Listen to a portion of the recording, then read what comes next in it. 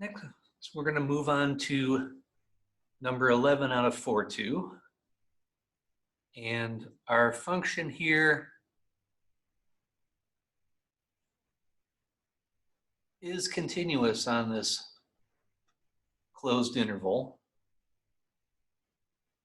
So at x equals 0, it's 0. At x equals 1, it's 0. And it is defined everywhere in between there. So what we're going to need is the derivative. But before I take the derivative, I just want to do one thing here to make taking the derivative easier. This way, I only need to use the chain rule. I won't also have to use the product rule.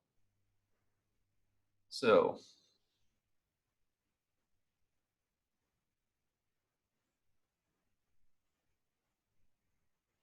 now when we go to take the derivative here, that's going to be 1/2 x minus x squared to the negative 1/2 times 1 minus 2x. Again, going to just clean this up a little bit. So on top, we've got 1 minus 2x. And on the bottom, we have 2 times the square root of x minus x squared.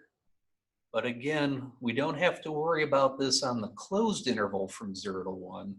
We only have to worry about this on the open interval for 0 to 1. Because x equals 0 would be a problem. That would make our square root there equal to 0. Can't divide by 0. X equals 1 would also make the denominator equal to 0 there, but we don't have to worry about those 2 points, and everywhere else we're good. So the derivative is defined on the open interval. The function is continuous on the closed interval. So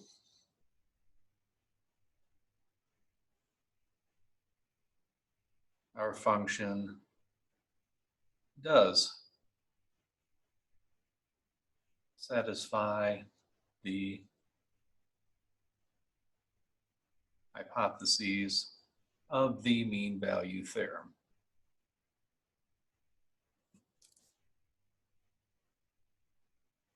If we go to look at the other ones, so say we go ahead and take a look at number 12. First thing that we should look for is continuity on that interval from negative pi to 0.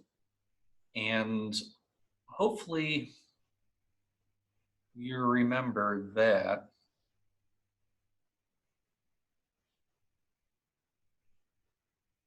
the derivative the limit as x goes to 0 for sine x over x is going to be 1. Now we have to take the limit from the negative side. We have to take the right-hand limit because that's where we're defined. We're not defined at x greater than 0.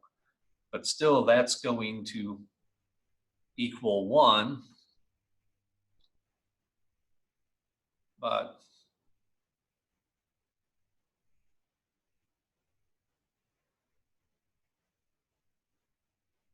our function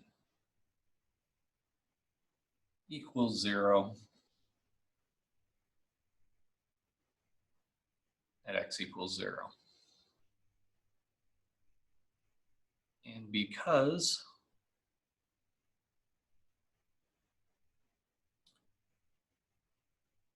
that's not equal,